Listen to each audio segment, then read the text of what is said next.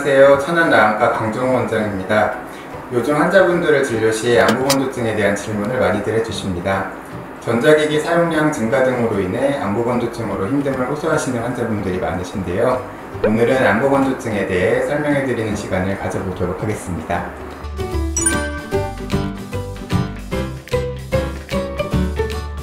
건조증으로 고민하시는 환자분들은 이미 많은 영상을 찾아보셨을 테고 진료 중에도 많이 들어보셨을 거예요. 그래도 간단히 설명드려보면 의학적으로 안구건조증을 눈물막의 불안정성으로 정의합니다. 눈물의 삼투압 농도가 증가하고 안구 표면에 염증이 생기고 손상이 있으며 눈물 분비의 이상 등이 원인이 되어 눈물막의 항상성 이상이 생겨 불편한 증상을 야기하는 다양한 기전의 질환을 이야기하는 것이죠.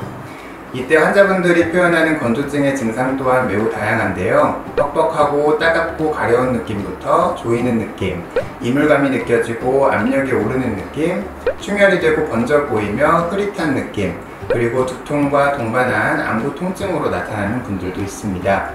심지어 건조증이 있는데도 눈물이 많이 난다고 오시는 분들도 있습니다. 이처럼 눈에서 표현되는 대부분의 증상이 안구건조증 때문에 나타날 수 있어 안과에서 가장 중요하게 다뤄져야 할 질환입니다.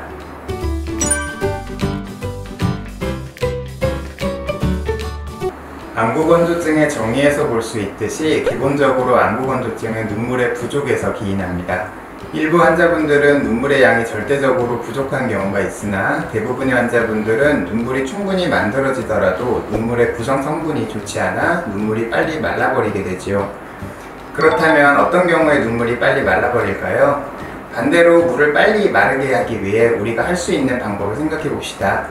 우리가 그릇에 담겨있는 물을 말리기 위해서는 부채질을 하고 선풍기 바람을 씌워주고 물이 빠질 수 있는 구멍을 뚫어줄 수도 있고 새로 물을 붓지 못하게 하고 증발이 될 때까지 기다릴 수도 있겠죠.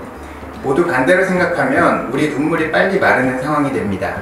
에어컨이나 히터 바람을 맞을 때 눈물이 내려가는 눈물점으로 과도하게 눈물이 빠져나갈 때 눈물이 새로 채워지지 못하게 눈을 깜빡이지 않고 눈을 가만히 뜨고 있을 때죠. 특히 눈물은 눈의 양 바쪽에 있는 눈물샘에서 만들어져 눈을 깜빡이면서 눈 전체로 퍼지게 되는데 우리가 핸드폰이나 컴퓨터 등 전자기기를 오래 볼 때는 자기도 모르게 눈을 깜빡이지 않기 때문에 눈물이 새로 채워지지 못하고 증발만 되는 상황이 생기게 되는 것이죠.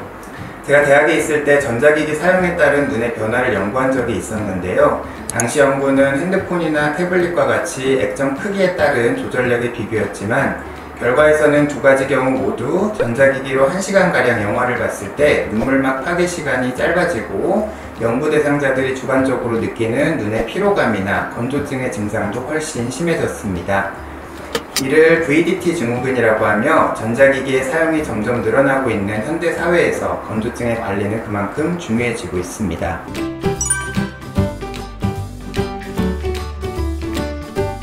봄철에는 보통 꽃가루 등에 의한 알레르기성 질환이 많아집니다. 알레르기성 결막염은 가려움뿐만이 아니라 염증 반응으로 인해 눈의 부종, 충혈, 이물감을 느끼게 되는데요.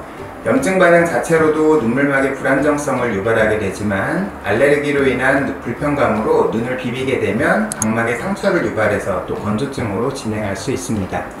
또한 계절적으로 여름이나 겨울이 되면 에어컨이나 히터 같은 냉난방 가전을 많이 쓰게 되는데 이는 눈물의 증발을 더욱 가속화시켜 건조증을 악화시키게 되는 것이죠.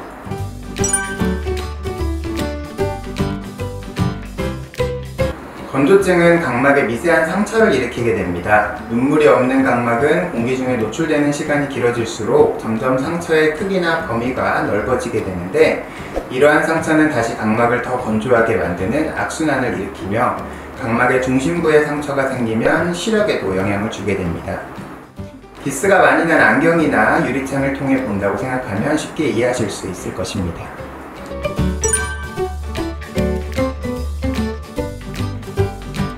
가장 간단한 방법으로는 눈물 분비를 충분히 해주는 것이 있겠죠.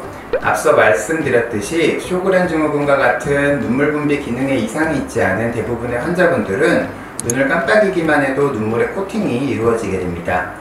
핸드폰으로 유튜브 영상을 볼 때, TV 영상을 볼 때나 책을 읽을 때, 그리고 컴퓨터를 보면서 일을 하거나 운전을 할 때 집중하는 것도 중요하지만 일부러 눈을 한 번씩 완전히 감아 중간중간 눈을 쉬어주고 새로운 눈물막을 만들어주는 것이 중요하겠습니다.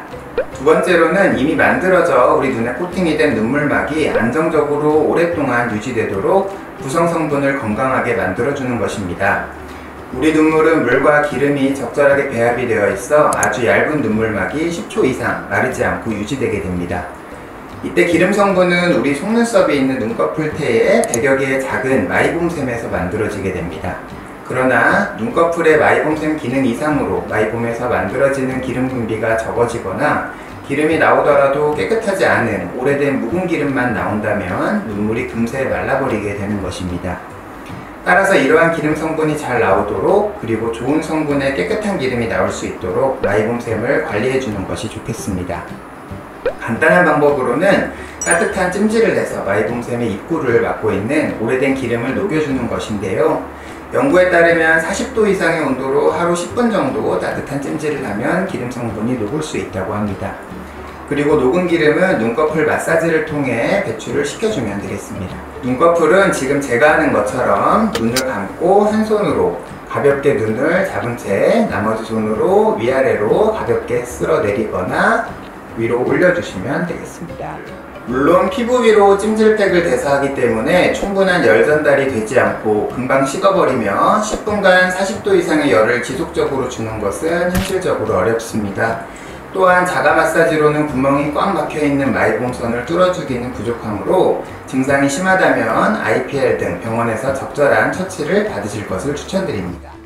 위에서 말씀드린 원인 이외에 염증성 건조증이나 심한 눈꺼풀염, 쇼그렌 증후군과 같은 자가면역 질환에서는 반드시 안과 전문의의 진료를 받고 적절한 약을 처방받아 같이 사용하는 것이 필요하겠습니다. 지금까지 말씀드린 것을 간단히 정리해 보겠습니다. 첫째, 안구 건조증은 눈물이 부족하거나 눈물이 충분하더라도 그 성분이 좋지 못해 빨리 마르는 상황에서 생기는 다양한 눈 불편감을 말합니다. 둘째, 안구 건조증은 염증에 의한 병적인 상황에서도 발생하지만 건강한 사람들도 전자기기의 사용 증가로 인해 발생할 수 있으며 환절기에도 심해질 수 있습니다. 그리고 이러한 건조증은 피로감이나 뻑뻑함 등 가벼운 불편감에서부터 안구통이나 심한 시력 저하까지 다양한 증상을 유발하게 됩니다. 셋째, 인공눈물 사용, 생활습관의 교정, 온찜질과 눈꺼풀 마사지로 가벼운 건조증을 관리할 수 있으며 이와 같은 노력에도 호전이 없는 경우에는 안과 전문의와 상의 후 적절한 약제를 사용함으로써 심한 건조증으로의 진행을 예방할 수 있고 빠른 회복을 도와줄 수 있습니다. 오늘은 안구 건조증에 대해 설명해 드리는 시간을 가져보았습니다. 다음에도 안구 건조증에 대한 유익한 정보로 돌아오겠습니다. 지금까지 천안나안과의 강정우 원장이었습니다. 감사합니다.